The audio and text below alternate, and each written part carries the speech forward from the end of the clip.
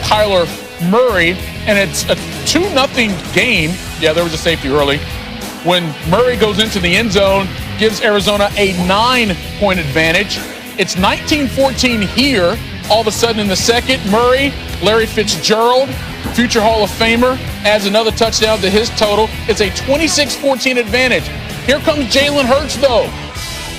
3rd and goal. Greg Ward, did he get both feet down? Yes, he did. They cut it to 26-20. 3rd TD pass of the half for Hurts. 3rd quarter now.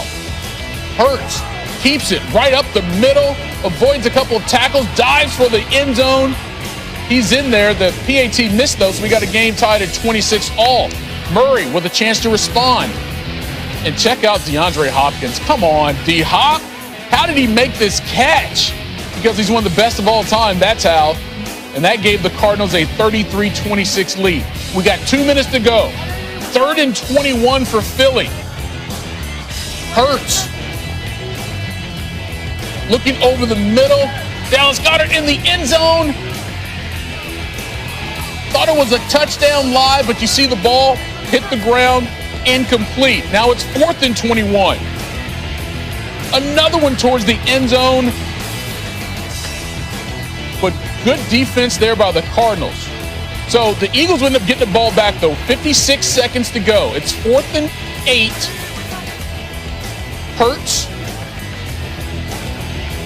gets the first down. They'll still have a chance. Clock, tick, tick, tick, tick, tick, tick. Less than 10 to go. He's got to throw it in the end zone. It gets batted out, but the game's not over. Look at the clock. There's still 2 seconds to go. So Hurts would have another chance for the end zone, and it falls to the turf. Cardinals hang on to win it. 33-26 is your final as they get the win. Chase Edmonds with Ed Werder after the game.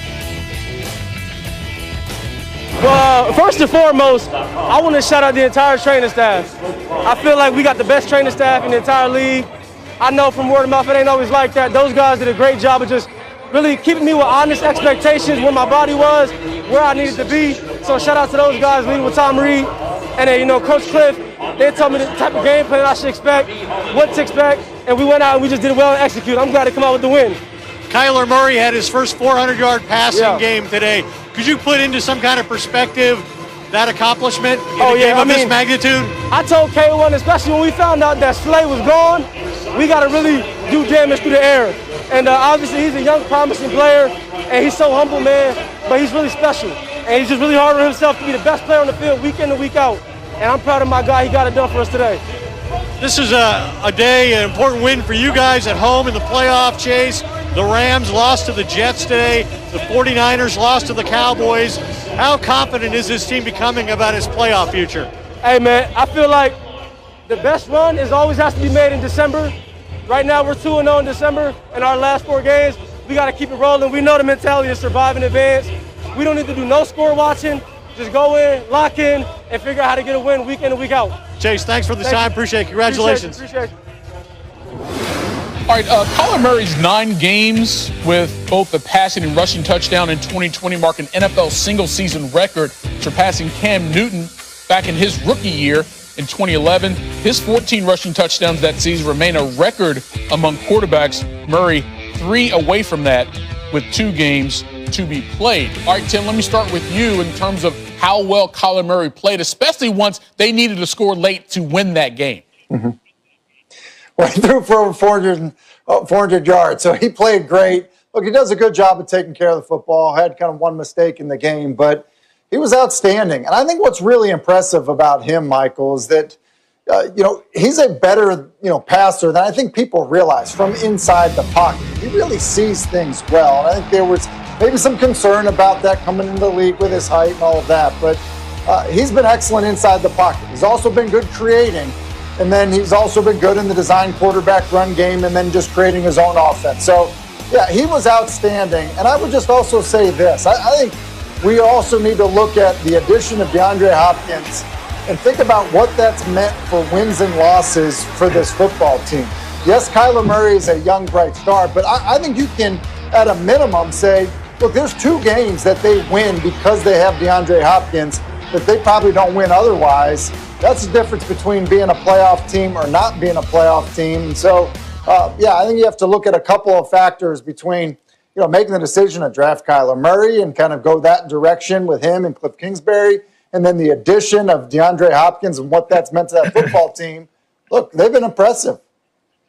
Hey, Rob, let me go to the other side of the field because there was so much talk leading into this game in Philadelphia about that quarterback situation, especially when the report came out that Carson Wentz is not interested in being a backup to Jalen Hurts. And for Hurts to go out and play as well as he did, even considering they got the loss, what did you make of his performance on Sunday? Look, I mean, he continues to impress. In this game, he impressed me. 3 touchdowns throwing, 1 running. So, look, if you're Carson Wentz and you're upset that you're going to be the backup, his house might be for sale right now because after that performance, it looks like next year they're going to have to go with Hurts. Just based on what he's done in the last 2 games, he's really changed the way that offense looks. They're actually driving the ball down the field. They're scoring points. Receivers are somehow open now. And look, I just think that changeup helped Hurts, and Wentz, obviously right now he's going to be upset and he's not happy with being in a backup role, but he didn't perform. And the NFL is about performance. And if you don't go out there and perform up to the standard of what they've paid you and what everyone expects, then when someone comes in like a young guy that they drafted high and outplays you, that's the way it is. I mean, that it happens in every team. When somebody's not performing, then another guy comes in and they go out there and they perform, well, then they get the job. So it looks bright. There's a bright future there for Hurts moving forward if he can continue to progress. But he's been very impressive for 2 weeks. Yeah, even if Carson Wentz does not want to be the backup there in Philly, even he would have to admit the offense has looked different the last 2 weeks with Jalen Hurts as a starter based on when Wentz had played over the last several games. All right, so a good matchup of young talent there, but the marquee matchup of the day, also speaking of quarterbacks, Patrick Mahomes and the Chiefs, Drew Brees.